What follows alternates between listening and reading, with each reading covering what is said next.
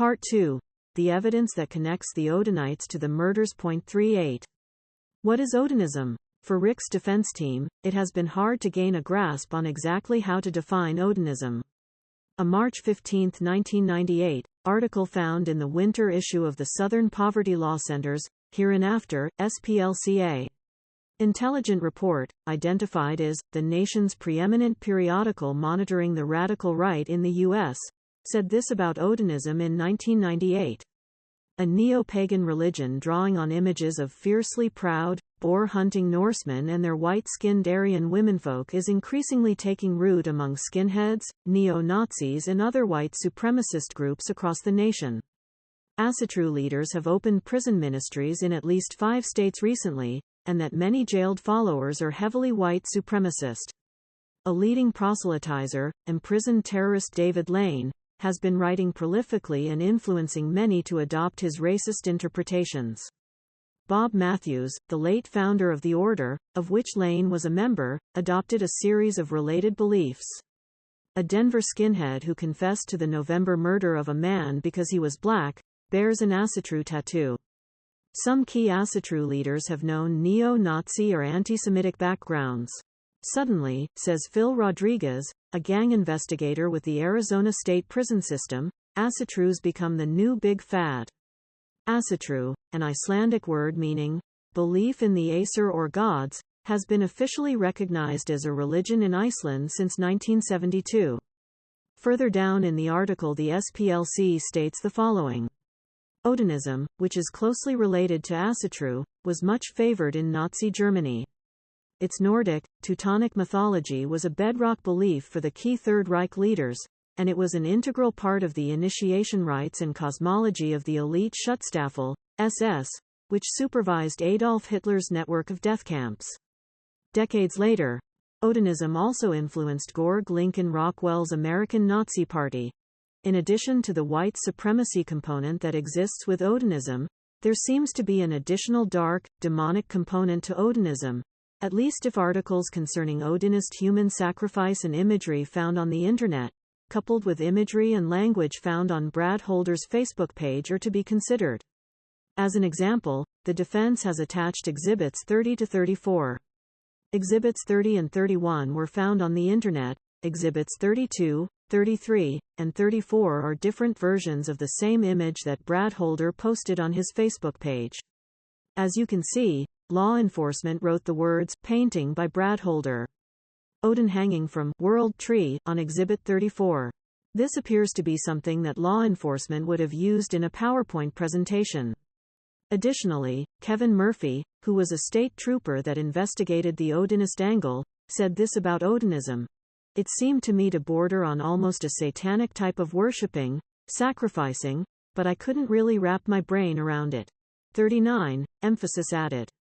Exhibit 30 is an image from a website on Odinism of a man hanging upside down from a tree, who has been sliced in the neck with blood dripping to the ground. This man's arms are posed similarly to Abby's at the crime scene. This man's legs are also posed similarly to Abby's at the crime scene. His left leg is straight, and his right leg is bent at the knee. The only difference is that the man's right leg is placed over the left leg, while Abby's right leg was posed under her left leg. Exhibit 31 is an image from a website on Odinism of a man wearing antlers, similar to the crude way in which sticks were formed on Abby's head. Exhibit 31 also resembles the crime scene in that the man's left leg is straight while his right leg is bent at the knee and placed under his left leg, just like Abby was found. 40 Both Exhibits 30 and 31 were found on the Internet by Ryan Busha during his Internet research. The defense included Exhibits 32 and 33 in the event that the court might think something like, well, just because those images are available on the Internet concerning Odinism has nothing to do with Brad Holder. Exhibits 32 and 33 are images that the defense located in the state's discovery. Both exhibits are the same image, with Exhibit 33 being a close-up version. The image itself is a painting produced by the hands of Brad Holder. As the court can see, Brad Holder painted what the defense would call a very creepy, serial killer-looking image of a naked man hanging from a tree. Holder's painting is similar in appearance to Exhibits 30 and 31. Also, in Holder's self-made painting, you can see that just like Abby, the hanging man's right leg is bent at the knee, angled toward the man's straight left leg. Again, an overly inquisitive man down in Georgia, Ryan Boucher, began piecing all this together without even having the benefit of the crime scene photographs. Yet the Unified Command, with the benefit of the crime scene photographs, apparently, either incompetently or intentionally, failed to piece together these images, which would have caused any curious investigator to continue pursuing Brad Holder as a suspect. Ryan Boucher's curiosity led him to continue his research into runes and Odinism. Boucher's research led to an article that is a primer for Odinist sacrifice. The defense has attached this article by Daniel Bray entitled, Sacrifice and Sacrificial Ideology in Old Norse Religion. Within Bray's article, he discusses the history of human sacrifice to Odin that exists in the pagan Norse religion. Unified Command claims that Odinism was ruled out early because of the findings of a Purdue professor. However, Unified Command now claims that it can't remember the name of the Purdue professor. Early in the investigation, one of the investigators viewing the crime scene thought that it might be the work of Odinists practicing Odinism. 43 Unified Command's Jerry Holman has forgotten which investigator it was. 44 Early in the investigation, based upon the thought that Odinism may explain how the bodies were found and how the sticks were arranged on top of the girls, Unified Command sought out an expert. 45 The expert was being sought in order to consider whether the crime scene was indicative of Odinism or some other cult. 46 According to Holman, Sergeant Steve Buckley of the Indiana State Police was in charge of locating the expert. 47 Allegedly, the expert that SGT. Buckley found was from Purdue. 48 According to Holman, Holman, doesn't know the Purdue professor's background, but he studies that Norwegian Nordic culture that Odinism is. 49 Holman admitted that Holman, has never talked to this Purdue professor. 50 Holman stated that SGT. Buckley knew the Purdue professor's background and furthermore that SGT. Steve Buckley was in communication with them. 51. According to Holman, the professor was out of the country at that time, and we did not release the photos, but we released a sketch of the sticks, how they were laid and some other information. 52 Having reviewed everything, the professor concluded that it was not Odinism or any type of cult worshipping or any type of a group that would have conducted the crime. However, Jerry Holman told a different story to Trooper Roland Purdy concerning the conclusions of the Purdue professor. 53 Trooper Purdy began assisting with the investigation in March 2017. 54 However, the first time that Purdy ever even heard the word Odin or Odinite was, at least May or June, of 2017. 55 It's also important to note that the first time that Trooper Purdy heard the word Odin or Odinite wasn't even through Unified Command or any other law enforcement officer, but rather through Becky Patty, who is Libby German's grandmother. 56 Becky Patty, while talking to Trooper Purdy, informed Purdy that Abby Williams had dated Holder's son, Logan, and that Logan's dad was an Odinist named Brad Holder. 57 This information interested Purdy, who then talked to Holman, and Holman told Purdy that they had already run the stick formations and Odin angle through a Purdue professor. 58 Holman told Purdy that the results from the Purdue professor were kind of inconclusive. 59 Purdy also believes he was provided a copy of what Purdue University had provided them. 60 Upon reviewing that Purdue report, according to Purdy, the Odinite angle was not dead. 61 In other words, Holman did not tell Purdy, and the report did not claim, that the Purdue conclusions were that it was not Odinism or any type of cult worshipping or any type of a group that would have conducted the crime. Holman has told one story to Purdy and yet another story under oath in a deposition as to what the Purdue professor's conclusions were concerning Odism involvement in the murders. The difference between concluding that Odinists and cults did not commit the murders versus that the evidence is inconclusive as whether Odinists were involved in the murders is significant. In the first instance, such a conclusion could theoretically explain why law enforcement stopped pursuing the Odinite angle. In the second instance, law enforcement would presumably continue to pursue the Odinite cult angle based on the stick formations, girl's body positioning, and the F painted in Libby's blood on the tree, as well other strong evidence supporting an orchestrated abduction and ritualistic murdering of the girls. 62 As stated earlier, both Leesenby and Liggett, privately, believed more than one person were involved based upon how much work was needed to leave the crime scene the way that it was found. However, if the Purdue report concluded that a band of Odinites cultists were not involved, then arguably it could be the work of one man. It is very telling that Trooper Purdy had been working as an investigator on the case for at least 2 months, March to May 2017, before ever hearing the word Odin or Odinite. This fact is evidence that the Odinite angle was abandoned before Purdy became involved in the investigation in March 2017. This point can't be emphasized enough.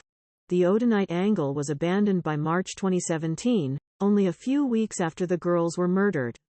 The reason for this abandonment: a Purdue professor had reached a conclusion concerning Odinism and the crime scene. Of course, Holman tells one thing under oath about that conclusion: Odinism and cults were not involved in the murders, and another thing to Purdy: the results were inconclusive. A report may or may not exist that does not rule out Odinism. The best thing to do to figure out which version of Holman's story to believe, if either, is to go straight to the source, the Purdue professor, and/or to read the report that the Purdue professor prepared. The problem is that as of the filing of this document, the defense has been told that Unified Command cannot identify the professor, and therefore can't locate the professor, and in the end may not ever be able to identify this mystery professor. 63 Additionally, the prosecution has not provided the defense with any Purdue report.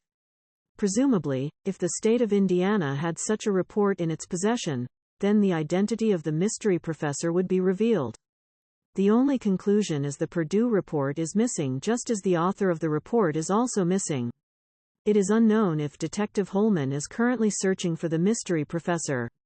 If so, he will probably never be found because of the incompetence surrounding this investigation and the complete inability to conduct a comprehensive review of all facts and circumstances pointing to the involvement of multiple actors in this crime. To summarize, the crime scene is chock full of signs of cult involvement. At least one law enforcement officer believed that the cult involved may be Odinites. Therefore, very early on in the investigation, Unified Command claims to have found an expert from Purdue. This expert from Purdue, according to sworn testimony of Jerry Holman, dismisses Odinism and cultism as being involved. The investigators move on from Odinism to the degree that when Trooper Purdy got involved in the investigation in March 2017, he, Purdy, never even hears the word Odinism or Odinite uttered by anyone in Unified Command.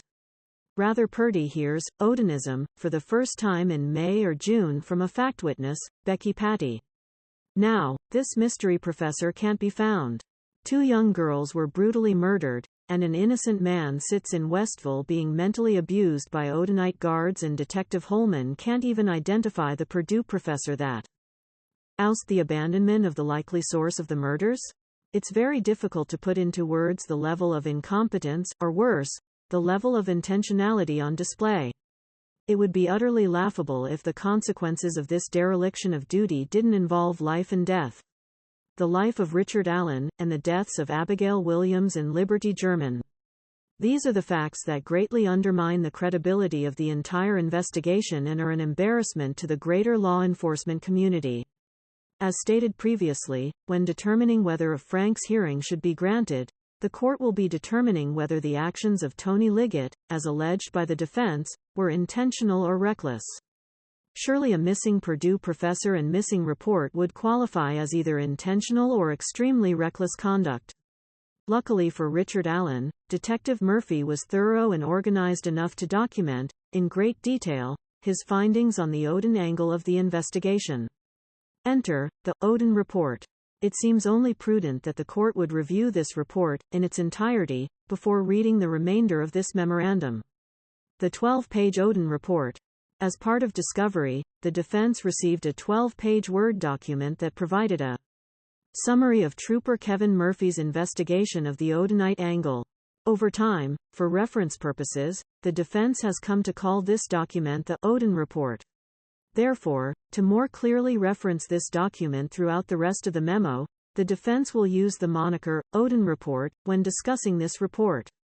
The Odin Report was created by Indiana State Trooper Kevin Murphy, who thankfully was independently curious.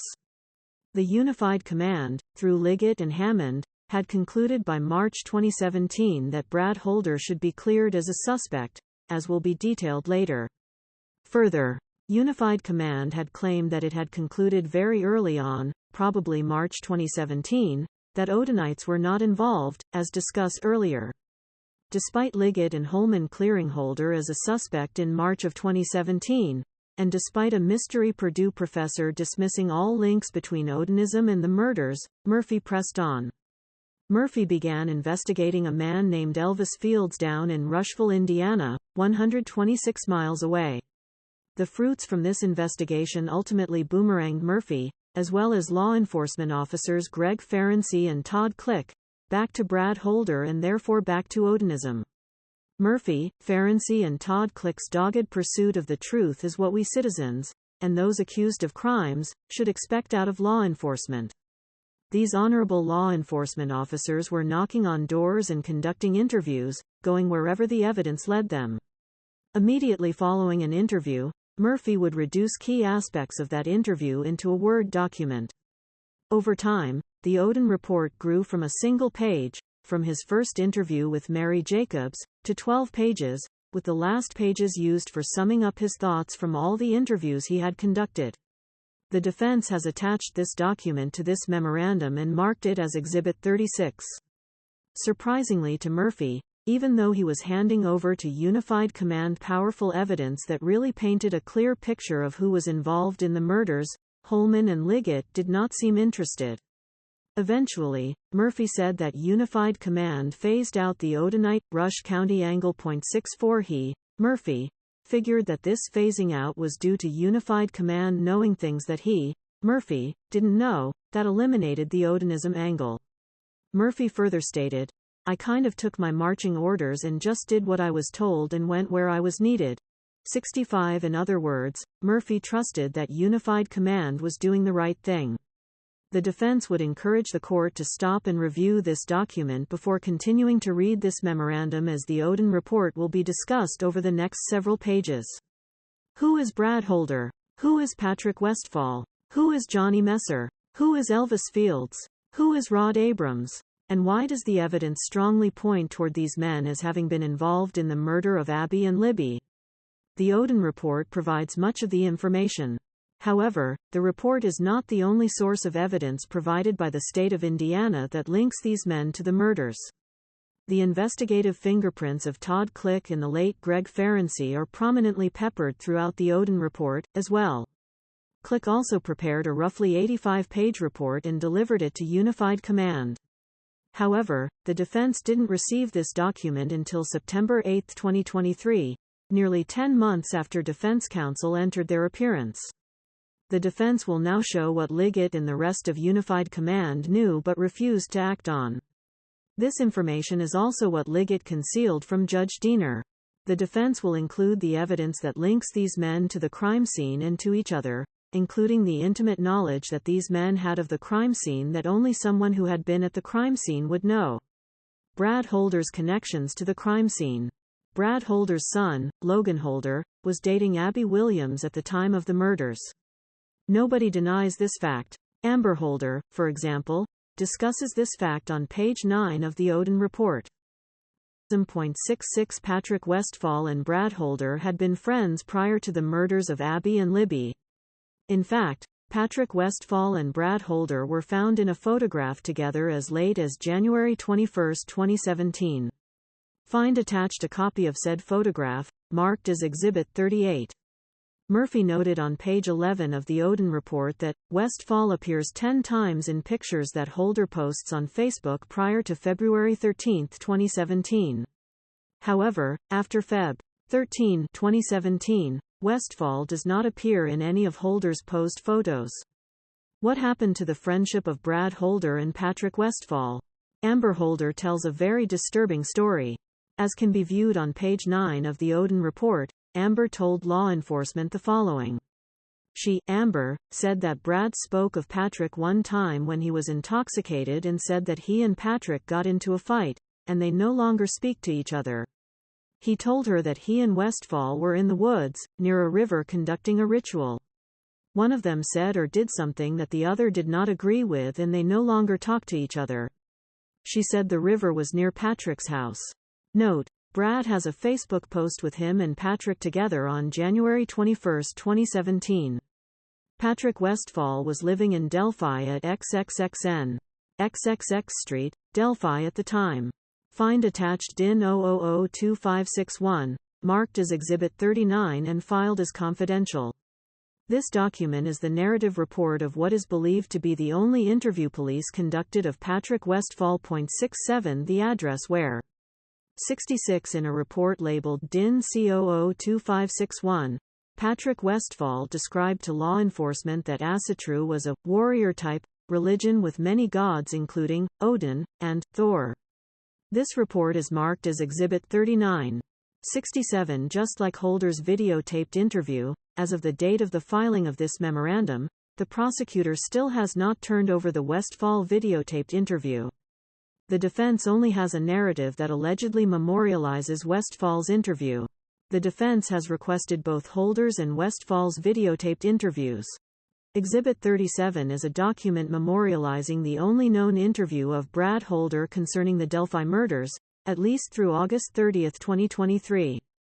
In that document, it is learned Brad Holder details that he was usually in Delphi every weekend visiting his friend, Patrick Westfall, and attending Asatru religious ceremonies at Patrick Westfall's house, usually on Sundays.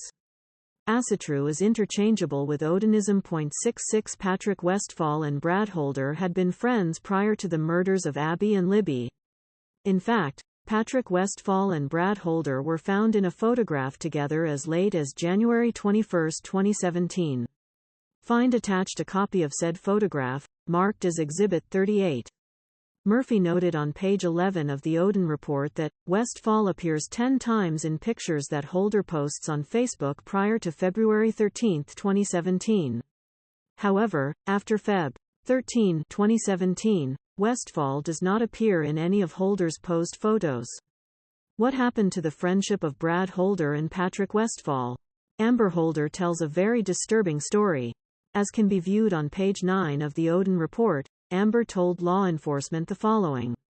She, Amber, said that Brad spoke of Patrick one time when he was intoxicated and said that he and Patrick got into a fight, and they no longer speak to each other. He told her that he and Westfall were in the woods, near a river conducting a ritual. One of them said or did something that the other did not agree with and they no longer talk to each other. She said the river was near Patrick's house. Note: Brad has a Facebook post with him and Patrick together on January 21, 2017. Patrick Westfall was living in Delphi at XXXN. XXX Street, Delphi at the time. Find attached DIN 0002561, marked as Exhibit 39 and filed as confidential. This document is the narrative report of what is believed to be the only interview police conducted of Patrick Westfall. 67 The address where.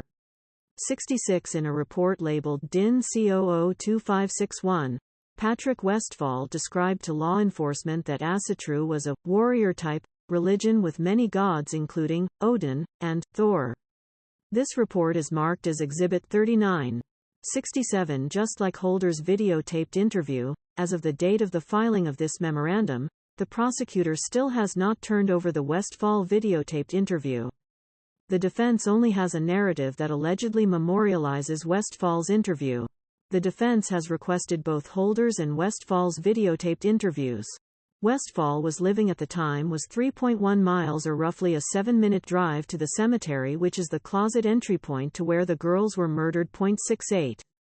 As we know from Exhibit 37, attached to the memorandum, Brad Holder admitted that he, Holder, spent every weekend hanging out with his friend Patrick Westfall in Delphi and participated in Asatru religious ceremonies on Sunday with Patrick Westfall. The girls were abducted on Monday, February 13, 2017. Patrick Westfall appeared to no longer be friends after February 13, 2017. defense is unaware as to whether law enforcement were even mildly curious enough to seek Brad Holder or Patrick Westfall out to ask them about the explosive information Amber told police about an argument over a ritual gone bad in the woods sometime in February 2017. Additionally, Richards Allen's defense team is unaware whether law enforcement sought a search warrant for Brad Holder's or Patrick's homes. Amber Holder tells a second and equally disturbing story. When interviewed a second time, Amber discussed another conversation she, Amber, had with Brad Holder. She had gone to Brad Holder's house to visit him. While the children were upstairs, she, Amber, inquired about Patrick Westfall, under the ruse that Amber's girlfriend had a date with Patrick. This is what is contained on page 10 of the Odin report. Brad became very nervous and told her that she needed to stay away from Westfall, or she would end up dead. She said that Brad told her Westfall and his crew was responsible for the murders of the girls in Delphi and a fire that killed 2 girls. I asked her if she knew of the fires in Florida that killed 4 girls, and she said she was not familiar with any fires that killed any children until Brad mentioned it today. She said Brad may have been talking about that fire but had the number of killed wrong. She said Brad told her that Westfall and his crew had friends in several states and that they have no problem killing race traitors. I asked her to 68 find attached a copy of Google Maps showing pins dropped at Westfall's address and close to where the girls were found. Marked as Exhibit 40 and filed as confidential. Clarify, race traitor, and she said she believed it meant white people who mix with other races. Amber said that Brad told her that Westfall belonged to a group called the Vinlanders and 22. Brad told her that Westfall had many people backing him up and powerful friends. She said that Brad was very nervous while telling her these things and was whispering like he was fearful someone else would hear him. She said that throughout the conversation Brad was constantly telling her to stay away from Westfall. He also told her that Patrick had killed a lot of people and it didn't matter if they were innocent or not. Amber truly believes Brad is scared of Westfall. Prior to Amber leaving, she said that Brad told her to stay off Westfall's radar, and, I can only protect you so much if you keep asking questions. He also told her that if Westfall found out she was married to him that she would be in danger. Brad also questioned her on why Westfall would be going on a date, that he was under the impression that Westfall was married or engaged to someone. Emphasis added. Imagine being an investigator trying to solve a horrible murder having learned all this information. What would a good investigator do? What would good leadership in the form of uniform command do with this information? We would ask the court to think about all the tools that law enforcement had in its arsenal to pursue an investigation once these explosive stories were told. It doesn't appear that Unified Command did anything. The question then may be, did they, including Liggett, want to do anything to investigate the Odinites? Was Uniform Command, and Tony Liggett, a member of Unified Command, acting intentionally or recklessly in the way it conducted the investigation, and by extension was Liggett acting intentionally or recklessly in concealing this information from Diener in his affidavit for search warrant? What else linked Holder to the crime? On April 7, 2017, Holder posted a photo of a hand marked with the exact rune found on Abby's body. Attached and marked as Exhibit 41 is a Facebook post that displays Brad Holder's hand. The photo displays Brad Holder showing off a rune that was inked onto his hand, not a tattoo, but likely from an ink pen. This rune that Brad Holder is proudly showing off is the same rune that the killers laid on Abby's body using sticks. This image was posted by Brad Holder approximately 52 days after the murders. The public had no idea what the crime scene looked like, and that Abby had sticks placed on her body like a Hegel rune. Yet, Brad Holder coincidentally was showing off the same rune that was found on Abby? That should be important information for curious, honest and well-intentioned law enforcement officers. Honest Trooper Murphy admitted that the image of the rune drawn on Holder's hand was similar in appearance to the rune found on Abby's body. 69 Find attached a side-by-side image of the rune that Brad Holder drew on his hand next to Abby's crime scene photograph, marked as Exhibit 42 and filed as confidential. Trooper Holman, on the other hand, refused to admit that the two images on Exhibit 42 look similar. I mean, it's a stretch that you could say that's the exact same formation, is what Holman said when comparing the 2.70. By admitting that these images match or look like each other, Holman would then have to be admitting that Holder should have been a suspect, because the rune on his, Holder's, hand matched the rune found on Abby's body when the details of the crime scene were not known to the public. That is why honest cop Murphy admitted the obvious, that the two images look alike, but Holman refuses to admit the obvious. Holman has hitched his wagon to Richard Allen's guilt and can't consider any other candidate and certainly cannot concede that unified commands. Investigation has been a shameful embarrassment. Therefore, Holman has to continue the charade of proclaiming that the two images contained in Exhibit 42 don't look similar, whether he actually believes it or not. However, while Holman cannot admit that the two images on Exhibit 42 look like one another, he, Holman, is the same person that claimed that only minor differences exist between Sketch 1 and Sketch 2. As you will learn later in the memorandum, Sarah Carbaugh claims to have observed a man walking down the road with mud on his clothing around 3:57 p.m. on the day of the murders. The man she observed turned into Sketch 1. According to Holman, Sketch 1 is the killer. Richard Allen. 71. You will also learn later in the memorandum that Betsy Blair observed a man on the High Bridge around 2 p.m. The man she observed turned into Sketch 2. According to Holman, this man is also the killer. Richard Allen. 72. Later you will learn that for Liggett's and Holman's timeline to work, Sketch number 1 and Sketch number 2 need to represent the same exact person, Richard Allen. Sketch number 1 is attached as Exhibit 105 and Sketch number 2 is attached as Exhibit 103. We would ask you, Judge, to take those exhibits out and to please look at them. Those two exhibits, according to Holman, are the same person, Richard Allen. And they need to be the same person in order to support Holman's timeline. Yet, Holman will not admit the obvious that the men represented in these sketches look nothing like each other, nor like Richard Allen. Needing them to be the same man, Holman testified under oath that only minor differences exist between Sketch number 1 and Sketch number 2. This is how entrenched Holman is in his position that Richard Allen is guilty. He can't even admit the obvious. To further demonstrate the ridiculousness of Holman's alleged belief that except for minor differences, Sketch number 1 and Sketch number 2 look alike, let's look at what Toby Leesenby said about Sketch number 1 and Sketch number 2. In his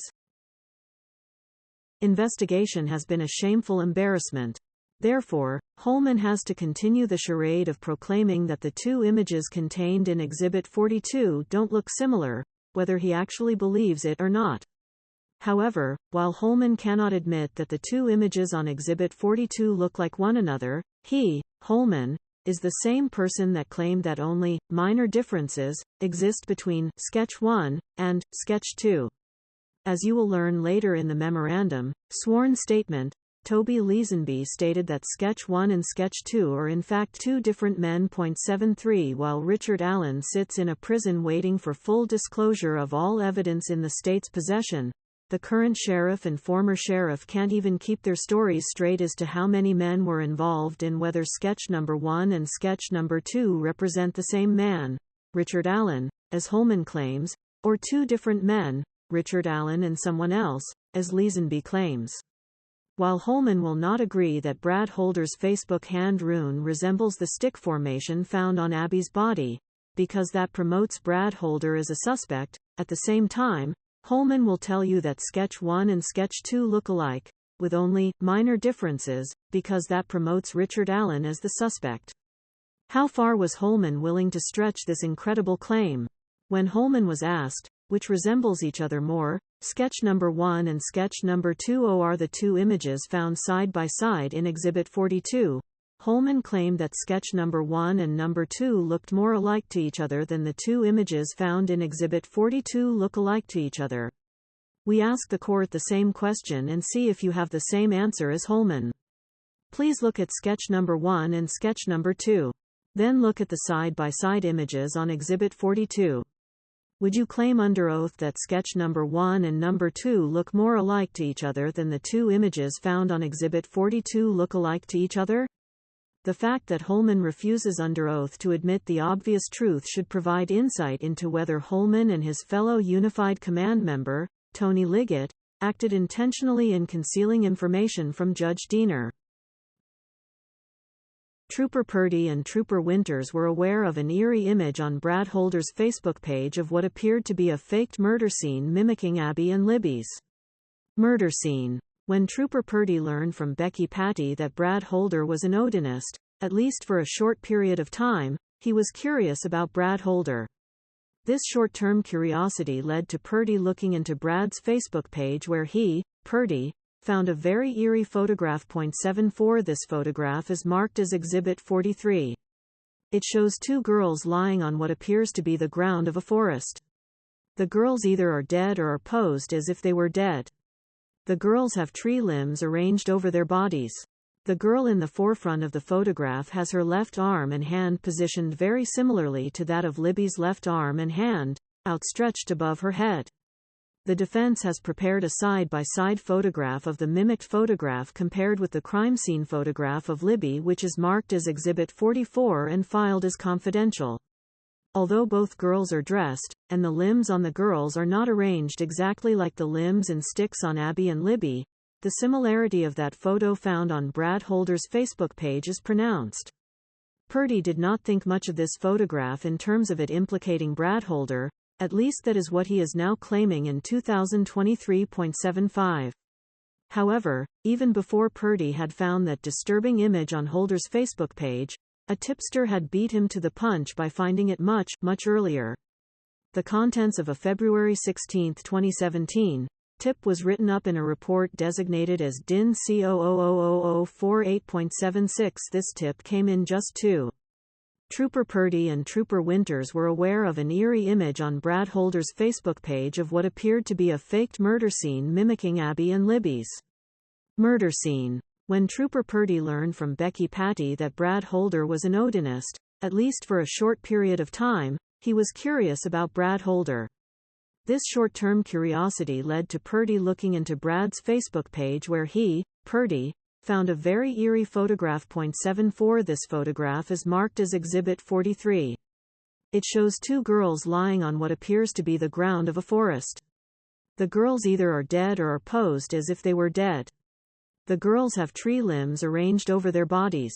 The girl in the forefront of the photograph has her left arm and hand positioned very similarly to that of Libby's left arm and hand, outstretched above her head.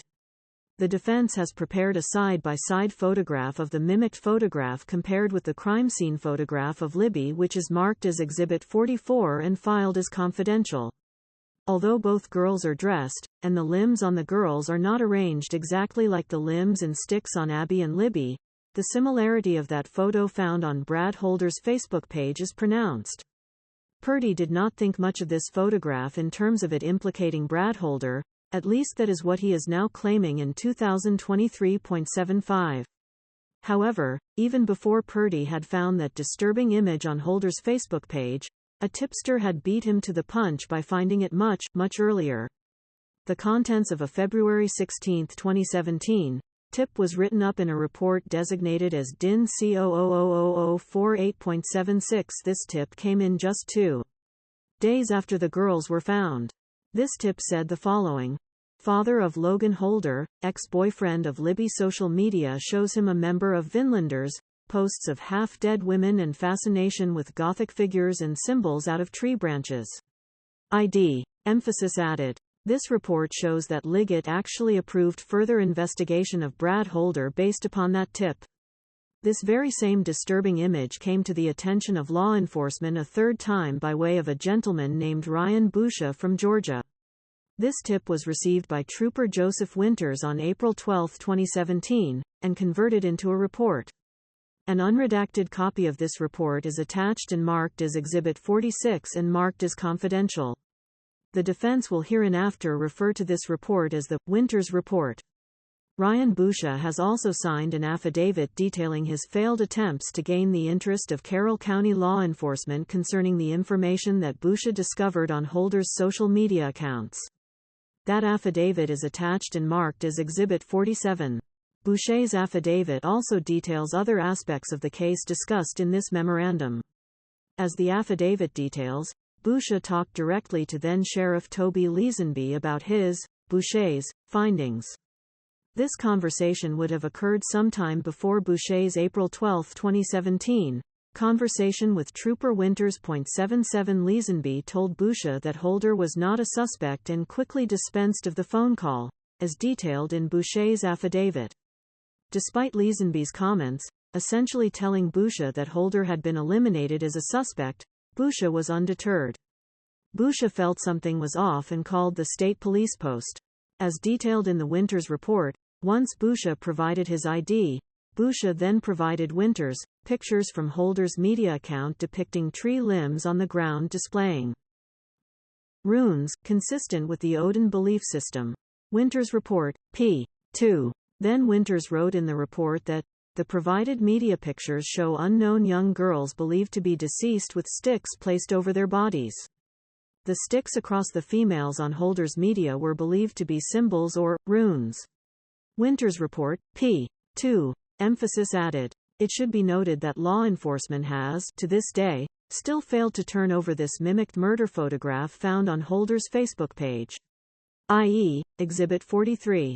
Fortunately, defense counsel was able to find Winters' report in the sea of evidence and, upon reading it, understood the potential importance that this photograph may have in terms of Holder's culpability in the murders. The only problem is that law enforcement had failed to produce it for the defense. Fortunately, through due diligence, the defense team located Boucher, drove to Georgia, and met with Boucher, who then was willing to provide the images to Richard's defense team and did in fact turn those images over to Richard Allen's defense team. Even as recently as at his August 23, 2023, deposition, Winters stated that he was still unable to locate the images referenced in the Winters report that Boucher had provided Winters back on April 12, 2017.78. This means that if the defense team had not traveled to Georgia, it, the defense, would still not be in possession of this exculpatory piece of evidence and also would not have been able to ask questions at depositions to law enforcement concerning those images.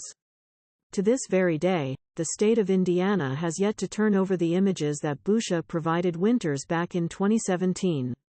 Following his interaction with Boucher, as can be read in Winters' report, it was apparent that Trooper Winters' interest was piqued.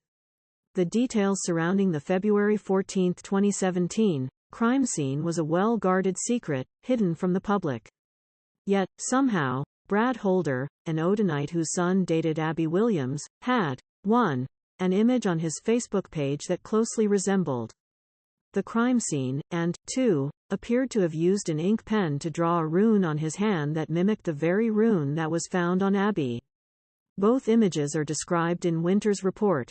So, what did Winters do once he realized that it appeared that Abby's boyfriend's dad, Brad Holder, appeared to know intimate details about a crime scene kept confidential from the public?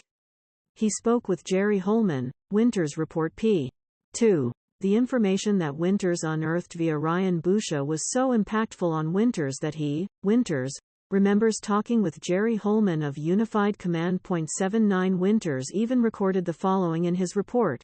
I spoke with FSGT Holman on April 12, 2017, FSGT. Holman advised that FBI had interviewed Holder shortly at the beginning of the investigation. Winters' report, p. 2. In his deposition, Winters provided his reasoning. Yeah, I think there's some substantial things that need to follow up on. 80 In the same deposition, Winters also said that he wanted to make sure that all the information I had captured in my time from that was passed on. And because I had just taken that information, I just wanted to make sure if I had no contact with anybody involved in this case again, that they were aware that I generated this supplement. 81. Winters felt that the Boucher tip was important. He felt it so important that he wanted to make sure someone followed up on the lead by, at a minimum, re-interviewing Brad Holder. 82 Again, it should be noted that as of September 11, 2023, the defense has still not received the February 17, 2017, interview of Holder. Even the state of Indiana's most recent discovery dump, which occurred on September 8, 2023, still did not contain Holder's February 17, 2017, interview. However, on September 8, 2023, Rick's defense team learned something very interesting. On about September 4, 2023, Trooper Holman finally followed up on Winter's request by finally re-interviewing Holder. It only took 5+ years. The defense still has not received Holder's first interview from February 17, 2017. We will see how long it takes for the state to turn over Holder's second interview from September 4, 2023. If Holman did in fact re-interview Holder on September 4, 2023, it should be noted that the interview came on the heels of the defense team's contentious August 10, 2023, deposition of Holman. The defense asked Holman, "Are you going to fix these problems or are you gonna actually look for the truth?" 83 His response. The first Easter egg is another example showcasing Holder's knowledge of the hush-hush crime scene, guarded from the general public. You will notice at the base of the tree is a rune painted blood red. The rune looks like the letter F, just like the letter F rune at the crime scene painted onto the tree using Libby's blood. The other Easter egg is the date that Brad Holder placed on the painting in the lower right-hand corner of the painting. You will see that it looks like 2/17 and then some gibberish. It looks, therefore, like a month, February, and a year, 2017. Abby and Libby were slain in February 2017. Upon closer inspection, it appears that the date in the corner may be February 17, 18. If so, this painting was drawn 1 year to the day that Brad Holder was interviewed by the police and then essentially dropped as a suspect. Is this just a fluke that Holder painted a red F at the base of this tree almost 1 year to the day that the girls were slain when the crime scene was a guarded secret? Is it just a fluke that the date in the right-hand corner of this eerie painting shows 2/17? Unified Command would probably say, yes, just a coincidence. 2016 Brad Holder video from his Facebook page shows a pagan ritual, with the most important part at the very end. A man that looks like Patrick Westfall appears to be using his fingers to paint a tree. Libby's blood was found on one of the trees at the crime scene in the form of an F that someone painted onto the tree, using their fingers or some type of utensil. On December 12, 2018, Tony Liggett received an email from law enforcement officer Greg Ferenczi. It is a very informative email concerning Brad Holder's supposed alibi and the investigation into whether Holder dumped his old phone and received a new phone number, and also whether Holder sold his vehicle after February 13, 2017. Find attached a copy of this email marked as Exhibit 48. The very last paragraph discusses a ceremony that Holder videotaped in Fort Wayne in 2016. Ferenczi left a Facebook link so that Liggett could watch the ceremony. This video was not turned over to the defense. Made the specific request for the video sometime in August 2023.85. This roughly 25-minute ceremony itself is odd. At the beginning of the video, Brad Holder is revealed as the person videotaping the ceremony. During the last few minutes of the video, when the presumed Odinites are dumping water at the base of the tree, you see a man that appears to be Patrick Westfall enter. Used, like the runes on the girls. And, 2, the F rune is used, as the F rune used and painted on the tree. Meme that Brad Holder posted on February 17, 3 days after the girls are found murdered, which discussed how real friends will help you move dead bodies and then the friends will keep their mouths shut. This meme was deleted at some point in time, but still recovered by law enforcement. Exhibit 52 is a meme that investigators found that had been erased from Brad Holder's Facebook page. This image was obtained through discovery. The meme shows a still shot from a scene from the movie Goodfellas, in which the main characters are moving a dead body from one place to another. Billy Batts's dead body had been in one location, but later it was moved. The meme says, "Your real ones don't judge you or ask a bunch of questions." Image of the Goodfellas moving the dead body. They help you move the body and never speak of it again. So, 3 days earlier Brad's son's girlfriend was found murdered. The girls' bodies were moved at the crime scene from one location where they were killed to a different location at the crime scene where they were then found on February 14, 2017. They, friends, help you move the body and never speak of it again. Toby Leesenby and Tony Liggett, in private, know that it took many men to accomplish all the tasks needed for that crime scene to exist the way it existed when the bodies were found. The timing is certainly curious. For a man who should have been mourning the brutal death of his son's girlfriend, a meme about moving dead bodies should create curiosity with law enforcement, especially when considering all the other evidence that links Holder to the crime scene. Why did Holder erase this meme? Was this meme a quick shout-out to Brad Holder's Odinite buddies thanking them for helping him with the bodies? Did this meme reveal the brazenness and overconfidence that Holder had concerning the belief that he would get away with the murders? These are questions that could have been posed to Holder in an aggressive interrogation. However, for Liggett and the rest of the unified command, the meme was just nothing to see here. 2 a.m. Facebook post, 12 hours after the girls go missing, that says his testosterone is through the roof. This post was later deleted as well. Although Brad Holder told police that he went from work, straight to the gym to work out in Logansport, in the afternoon, here is Brad Holder at 2 a.m. 86 purportedly at a fitness center proclaiming that his energy and testosterone is through the roof right now. Find attached that Facebook post, marked as Exhibit 53. Why was his testosterone so high? Why was his energy level so high? Why did he claim to go to the gym at 2 a.m. when he also claimed he had been to the gym just a few hours earlier? Why was he at the gym when he was supposed to be at work in a couple of hours? Did he go to work the next day? Why did he delete this Facebook post? Why would he be saying these things when his son is purportedly upset about his girlfriend being missing as the girls had not yet been found when Holder posted this message to Facebook? Law enforcement officers, to our knowledge, never asked these questions in an aggressive interrogation of Holder. 87. Perhaps they did at the recent September 4, 2023, interview. We shall see. In Greg Ferenczi's December 12, 2018, email to Tony Liggett, Ferenczi had a few questions about Holder's deleted 86. In the most recent dump of evidence, the defense believes that some evidence may exist in which law enforcement attempted to verify whether Holder even went to the gym. Due to the desire to file the Franks motion and memorandum, the defense has not had an opportunity to review that evidence, if it exists. 87. The defense can't be sure what was asked of Holder at either his February 17, 2017, interview, or his September 4, 2023, interviews as law enforcement have failed to provide that to the defense, at least as the time of the filing of this memorandum. Although, on September 11, 2023, the prosecution informed the defense that yet another round of additional evidence is available for pickup. The defense should be picking the new discovery on September 18, 2023.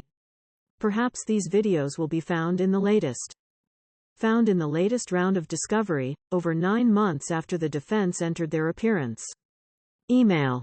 This includes questioning whether Holder's alibi about being at the gym should be further considered. Holder's purported alibi is discussed in a later section. Brad Holder's Facebook page links him to Elvis Fields in Rushville, Indiana. Elvis has admitted to participating in the murders and to now being part of a gang, even providing intimate details of the crime scene that only those participating in the murder would know. Elvis followed Brad Holder on Facebook and even recreated Brad Holder's Facebook pages, like a fanboy.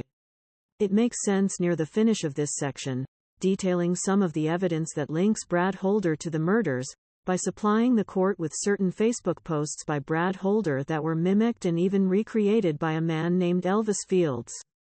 This will allow for a smooth transition to the next suspect on whom this memo will be focused, Elvis Fields. Who is Elvis Fields, this man that was mimicking Brad Holder's Facebook posts from 126 miles away? You will soon learn that he is a man that has admitted to both of his sisters that he was involved in the murders. A man that told his sister that because of his involvement he was now part of a gang, and had a brother, a man who, after providing his DNA, asked police that if he could explain why his spit might be on one of the girls would he still be in trouble, and then admitted to a sister that he did, in fact, spit on one of the girls, and perhaps most incriminating, a man who provided intimate details about the crime scene. The type of detail that only those that were at the crime scene could possess. Upon closer inspection, you will learn that Brad Holder and Elvis Fields did in fact have a common connection, Johnny Messer, but that Elvis lied to police claiming he, Elvis, did not know Johnny Messer. 88. Evidence provided by law enforcement shows that Elvis Fields lived in Rushville, 125 plus miles away from Delphi. Additionally, Elvis, at first glance, seemingly had no connection to Delphi or Logansport. However, once law enforcement officers, Greg Ferenczi and Kevin Murphy, 88 Elvis's videotaped October 18, 18 interview at the 15:20 mark, attached as Exhibit 54. The state of Indiana finally provided this videotaped interview to defense on September 8, 2023. Learned that Elvis had confessed to his sisters, and especially after Elvis posed a bizarre question to Murphy, these curious law enforcement officers wanted to look at Elvis's Facebook page and ultimately compared it with Brad Holder's Facebook page. What they found was extremely telling. Elvis was obviously following Brad Holder on Facebook, as evidenced by the multiple posts that Elvis mimicked Holder. Elvis Fields was not only following Brad Holder's Facebook page, but Elvis was also emulating Brad Holder by recreating Brad Holder's Facebook posts in the year leading up to the Abby's and Libby's murders. The defense is attaching a series of 9 side-by-side photographs created by law enforcement. On the left side of each exhibit is a photo that Brad Holder posted on his Facebook page. On the right side of each exhibit is a photo that Elvis Fields posted on his Facebook page, in which Elvis took the time to actually recreate the photograph that Holder posted. They are marked as Exhibits 55 to 63. Highlighting just a few of those side-by-side photographs. A. Exhibit 55 shows that Brad Holder posted an image of brass knuckles surrounded by other weapons, guns, next to Elvis Fields' mimicked post, recreating a photo featuring brass knuckles surrounded by weapons, knives. B. Exhibit 56 shows that Brad Holder posted an image of Holder placing a single arrowhead in his hand next to Elvis Fields' mimicked post recreating a photo of Elvis placing a single arrowhead in his hand. C. Exhibit 57 shows that Brad Holder posted an image of 2 arrowheads near each other next to Elvis's mimicked post recreating a photo of 2 arrowheads near each other. D. Exhibit 58 shows that Brad Holder posted a photograph of a single clear mason jar next to Elvis's mimicked post recreating a photo of a single clear mason jar. 89. This mimicking is certainly curious, especially when Brad Holder's son dated Abby Williams and when Elvis Fields, 125 plus miles away, confessed to both of his sisters on 2 different occasions that he was involved in the murders. This confession included telling one sister that Abby Williams was a troublemaker and that is why he, Elvis, used sticks to form horns on Abby's head. 90, and admitting to another sister that he was in big trouble and going away for a while because he was present when the girls were murdered, and that he spit on the girls. 91 What are the odds that Brad Holder's son is dating Abby Williams, and 125 miles away a fanboy of Brad Holder named Elvis Fields was mimicking Brad Holder's Facebook posts, and that fanboy admitted to being involved in the murders of the girls? For Liggett and Holman, apparently, this coincidence was nothing important. Moreover, Trooper Roland Purdy refused to concede that Elvis's mimicked and recreated Facebook posts proved any connection between Holder and Fields. Trooper Purdy explained that the mimicked and recreated photos between Brad Holder and Elvis Fields might just be a coincidence. 92. Liggett failed to inform Judge Diener of the evidence supporting Brad Holder's involvement in the murders. Before moving on to the evidence that supports Elvis Fields' involvement in the murders, the defense finishes the Brad Holder section by 1. Discussing Holder's purported alibi, 2. Showing the evidentiary linkage between Holder and Elvis Fields that supports Holder luring Elvis to get involvement in the murders in order to join him, Holder, and Holder's gang. 3. The circumstances surrounding Unified Command dropping the ball by intentionally or recklessly clearing Holder as a witness within weeks of the murders. Holder's alibi was not scrutinized, and evidence supports Holder recruited mentally infirm Elvis Fields to assist in the abduction and murders while Holder tried to stand behind a shady alibi. Holder's alibi was not even close to fully vetted. Whenever Holder's name was brought up as a suspect, one reason that kept popping up as to why Holder was cleared as a suspect was his purported alibi. An unclassified FBI report revealed the work, or lack of work, that law enforcement performed to check out Holder's alibi. That document is marked as Exhibit 65. This report was prepared on April 13, 2017. In this report, Pulaski Sheriff's Deputy, Frederick Rogers, followed up at Liberty Landfill in attempt to verify the employment and the work schedule of Bradley greater than Holder. Susan Case from Human Resources stated that Holder's time card showed that he, Holder, clocked in at 4:55 a.m. and clocked out at 2:45 p.m. Chase also said that she would be the only person that could manipulate the electronic time card. Chase further admitted that there was a security camera on site.